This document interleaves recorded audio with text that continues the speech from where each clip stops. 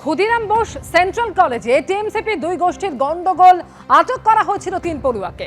আর সেই আটক 3 পড়ুয়াকে ছাড়াতে বটতলা থানায় তৃণমূল কংগ্রেসের রাজ্য সম্পাদক কুণাল ঘোষ বটতলা থানায় যাওয়ার পর আটক 1 পড়ুয়াকে ছাড়লেও বাকি 2 পড়ুয়াকে গ্রেফতার দেখালো পুলিশ।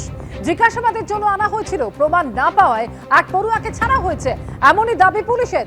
কলেজে ভাঙচুর গন্ডগোলের অভিযোগে গ্রেফতার করা হয়েছিল 2 পড়ুয়াকে, জানালো পুলিশ। কলেজে মিটিং চলাকালীন অধ্যক্ষের ঘরে ঢুকে পেপার স্প্রে ছড়ানোর অভিযোগ টিএমসিপির 1 গোষ্ঠীর বিরুদ্ধে। অধ্যক্ষের অভিযোগের ভিত্তিতে পুলিশের হাতে আটক হয়েছিল 3 পড়ুয়া। মানিকতলা তৃণমূল বিধায়কের নির্দেশে মামলা বলে অভিযোগ কুণাল ঘনিষ্ঠ পড়ুয়াদের।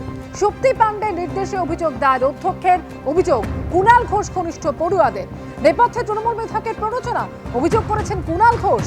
সমস্যা বসিয়ে মেটানো যেত। কুণাল ঘোষের কোন কোন ঘনিষ্ঠ ছিলেন, পাল্টা শক্তি পাণ্ডে।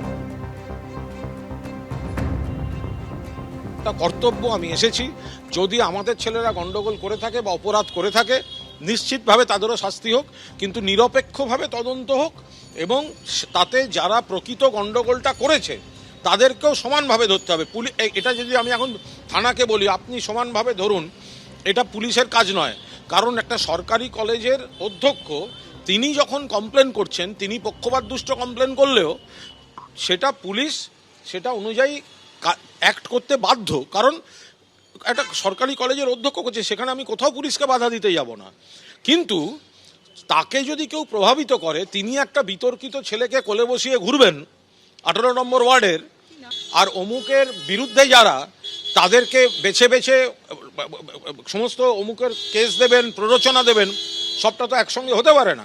আপনি এতবার এই করতে পারছেন, ওই করতে পারছেন, আপনার কত বড় জায়গা থেকে আপনার নির্দেশ আসছে, আপনি কার কথায় চলছেন যে সিসিটিভির ফুটেজটা এখনো পর্যন্ত পাঠাতে পারলেন না? কেন পাঠাতে পারলেন না? প্রিন্সিপালকে পুরোদস্তুর জেরা করা উচিত। আমার কানে আসে যে একটা গ্রুপ প্রিন্সিপালকে অতিরিক্ত অত্যাচার করছেন এবং তাকে মিটিং করতে দিচ্ছেন না। শেষ দিকে তিনি আমাকে ফোন করেন, তার মনে হয় যে কেউ তাকে কোনো কিছু স্প্রে করেছে বা কিছু করেছে। আমি তখন ওনাকে বলি যে আপনি পুলিশি পদক্ষেপ নিন। তো এরপর বাদবাকিটা প্রিন্সিপাল বলতে পারবেন, কারণ আমি ছাত্রদের অ্যারেস্ট করার তীব্র বিরোধী। কিন্তু কেউ যদি কারো জীবনের উপর হামলা করে তখন তিনি কি পদক্ষেপ নেবেন সেটা তার ব্যাপার। আর আমি ঠিক ভাষাটা বুঝতে পারিনি মাননীয় কুণাল ঘোষ ঠিক কি বলেছেন, কার পেয়ারের লোক কার কি, সেটা উনি স্পষ্ট বুঝতে পারবেন উনি কি মন্তব্য করতে চেয়েছেন। শহরে একের পর এক জায়গায় বহুতল বিপত্তি, সেটা বাঘাযতীন হোক, ট্যাংরা, তপসিয়া, রাজডাঙ্গার পর এবার বেহালার জেমস লং সরণিতে হেরে পড়েছে 5 তলা একটি আবাসন। 10 বছর ধরেই এই অবস্থা, এমনই দাবি করছে আবাসিকরা। প্রমোটারকে জানালেও কোনো রকম সুরাহা হয়নি বলে অভিযোগ তাদের। 2024-এর 3রা মে আবাসনটিকে বিপজ্জনক ঘোষণা করেছিল কলকাতা পুরসভা। জারি করা হয় 30 দিনের মধ্যে বাড়ি খালি করার বিজ্ঞপ্তিও। কলকাতা হাইকোর্টের দ্বারস্থ হন এরপর আবাসিকরা।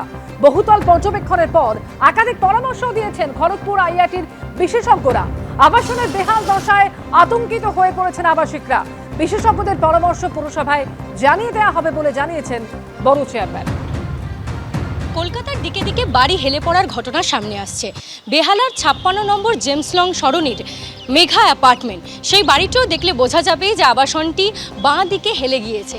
এই 5 তলা ফ্ল্যাট বাড়ির আবাসিকরা শঙ্কায় রয়েছেন। তাদেরকে যখন এই ফ্ল্যাট হেলে পড়ার বিষয়ে জিজ্ঞেস করা হলো, তারা জানালেন যে কর্পোরেশনের পক্ষ থেকে গত বছর মে মাসে একটি নোটিশ দিয়ে তাদেরকে জানিয়ে দেওয়া হয়েছিল যে বাড়ি বিপজ্জনক এবং 1 মাসের মধ্যে এই বাড়ি খালি করে দিতে হবে। পরবর্তীতে সেই নোটিশের বিরুদ্ধে তারা হাইকোর্টে অ্যাপিল করেন। হাইকোর্টের পক্ষ থেকে আইআইটি খড়গপুর থেকে বিশেষজ্ঞের দল এসে পর্যবেক্ষণ করে যান এই বহুতল আবাসনটি। তারা জানান যে 3 মাসের মধ্যে আবশ্যিক কিছু জিনিস করতে হবে এবং প্রতি মাসে তার রিপোর্ট কিন্তু তাদেরকে জানাতে হবে। পরবর্তীতে তারা হাইকোর্ট থেকে ছাড়পত্র পেলেও এই বাড়ি কিন্তু বিপজ্জনক রয়েছে বলেই জানাচ্ছেন এখানকার যারা বাসিন্দারা। তারা আবশ্যিক জিনিসপত্রগুলো করা চলছে এবং তারই সঙ্গে সঙ্গে যে বিষয়টা তারা সামনে আনছেন যে এই বাড়ি অনেক দিন ধরেই হেলে রয়েছে, প্রায় 10 বছরেরও বেশি সময় ধরে এই বাড়ি হেলে রয়েছে। তবে পুরসভা কিংবা প্রমোটারের পক্ষ থেকে কোনো রকম পদক্ষেপ করা হয়নি, বরং তাদেরকে জানালে তারা দায় এড়িয়ে গিয়েছেন। ক্যামেরায় শান্তনুর সঙ্গে ঐশী, এবিপি আনন্দ, কলকাতা।